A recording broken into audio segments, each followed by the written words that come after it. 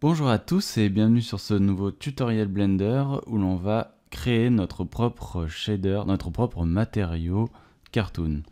Donc on va utiliser le node editor et de manière assez simple on va réaliser un joli shader cartoon personnalisé. Alors dans un premier temps, donc je vais aller sur une scène vide et on va s'entraîner, donc on va créer notre matériau sur le petit singe de base de Blender. Donc on va dans Create, Monkey.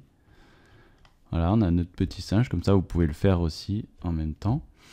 Je vais aller smoother un petit peu le rendu. Add Modifier, je subdivise. Voilà, donc là on a notre tête sans matériau. On lui a pas encore mis un matériau propre. Donc on fait New, et là on va créer notre matériau de base, donc le Toon Base. Je vais donc vous montrer comment ça fonctionne. En fait, c'est les réglages que j'utilise moi en général. Donc on va dans Toon pour le diffuse. Là vous voyez que c'est très sombre, donc on va augmenter le size à 1. L'intensity, on met au maximum, on se met sur... Oula, bah, vous pouvez faire la couleur que vous voulez. Pour l'instant, on n'utilise pas de texture. Ok, bon, j'aimerais bien mettre du blanc à 100% quand même. Voilà, la spécularité, alors ça, vous pouvez vous mettre en toon et jouer un petit peu avec si vous avez envie d'en mettre. Moi, personnellement, je ne vais pas l'utiliser. Voilà. C'est un choix. Maintenant, vous pouvez le faire, mais de temps en temps, ça crée vraiment trop de dégradés et on a du mal à lire le volume en fait. Donc moi, je me mets à 0 et 0.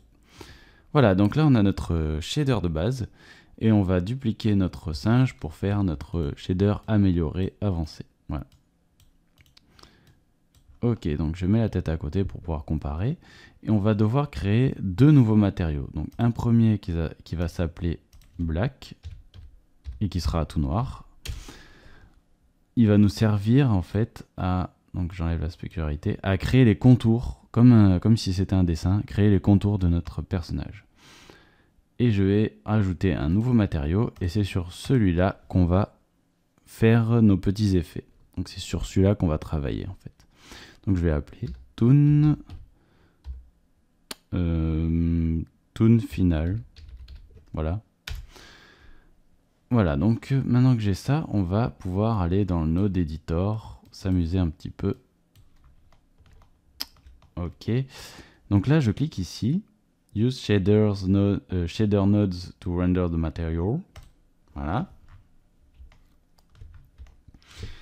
Et donc ici, on a un matériau qui est noir. Si j'enlève en fait ceux d'avant de mon objet, maintenant je peux les enlever. Voilà, on a un matériau qui est noir parce qu'on n'a pas attribué en fait de matériau forcément. Donc je vais tout de suite aller lui donner le Toon Base qu'on a créé. Vous pouvez également, si vous voulez, smoother, adoucir ici le contraste. Moi personnellement je le fais pas parce que je veux que ça fasse vraiment dessin animé. Et si vous trouvez que c'est trop sombre, vous pouvez aussi mettre un peu de Emit 0,1, pas plus, ouais, c'est déjà beaucoup, 0,05, quelque chose comme ça. Voilà, vous pouvez si vous avez envie faire ça. Perso, voilà, moi je vais rester à 0. Donc maintenant, ce matériau-là, de base, on va lui ajouter donc notre matériau black. En fait, on va les additionner, mais d'une certaine manière. Voilà. Ce qu'on veut, c'est avoir du noir que autour de notre objet. Et pour ça, on va se servir du vecteur normal. Donc ici, on connecte la sortie normale à cette entrée normale. Et on va ajouter un RGB curve pour pouvoir modifier un petit peu, affiner nos réglages. Voilà. On connecte le dot ici à la color. Voilà, ça c'est fait. Et maintenant, on va ajouter notre mixeur. Donc mix RGB, c'est ce qui va nous permettre de mixer nos deux matériaux ici. Donc je prends cette entrée, je la connecte ici en haut. Et je prends cette entrée là et je la connecte en bas. Qu'est-ce que ça va donner si on voit le résultat ici en output? Voilà, on a juste le même matériau mais plus foncé. Pourquoi ça fait ça? Et bien simplement parce que là pour l'instant dans le facteur, on a juste un multiplicateur de 0,5. Si on mettait 1, on aurait complètement noir, donc c'est-à-dire complètement notre matériau noir ici. Donc on va pas s'en occuper, on va brancher ça, cette entrée-là du RGB curve comme facteur, voilà. Et là, hop, on a un truc assez original, mais c'est pas ce que moi je recherche. Vous voyez dans la sphère ici, je veux pas le noir au milieu, mais je le veux sur les bords. Donc en fait, qu'est-ce qu'on va faire? Simplement, on va inverser notre courbe, ici, voilà. Et on va ajouter du contraste. Pour ça, on va monter notre courbe ici. Donc là, si vous voyez, hop, il y a déjà de l'obscurité sur les bords. Et on va accentuer ce contraste ici, hop, en mettant un maximum de blanc. Voilà, il faut trouver le bon dosage en fait. Voilà, là je suis content. Voilà. Donc vous voyez la différence. Ici, vous avez vraiment un tracé au bord de votre personnage. Voilà. Donc déjà, on a quelque chose de assez avancé. On va ajouter un dernier élément à notre shader personnalisé, qui va être l'ambient occlusion. Ça va en fait nous donner plus d'informations sur le volume, tout en restant assez dessin animé. Donc comment on va faire? Déjà, on va aller dans le World, on va activer l'ambient occlusion, on va enlever le factor, on va le mettre à 0 parce que nous, ce qu'on veut, c'est juste que cet objet-là utilise l'ambient occlusion, pas toute la scène. On va ajouter un nouveau matériau qu'on va appeler Input Material. Excusez-moi, c'est un Advanced Material. Et il faut aussi ici qu'on dans les passes qu'on coche ambient occlusion. Donc Add Input Extended Material, pardon. Voilà. Ici, vous pouvez mettre à peu près ce que vous voulez. Je vais mettre n'importe quoi, lacet. On va juste se servir de l'ambient occlusion en fait. Vous pouvez mettre n'importe quel matériau ici. Et on va ajouter un mixeur, un nouveau mixeur. Voilà. Donc maintenant, je vais me mettre en mode rendu pour que vous puissiez voir le résultat. Là, pour l'instant, il n'y a pas de résultat. Si je branche que l'ambient occlusion, vous allez avoir ça.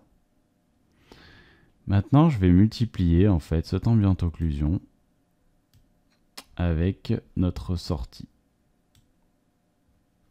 Et je branche ceci. Là, je suis en mix, mais je vais mettre en multiply pour assombrir encore les parties qui en ont besoin. Et voilà.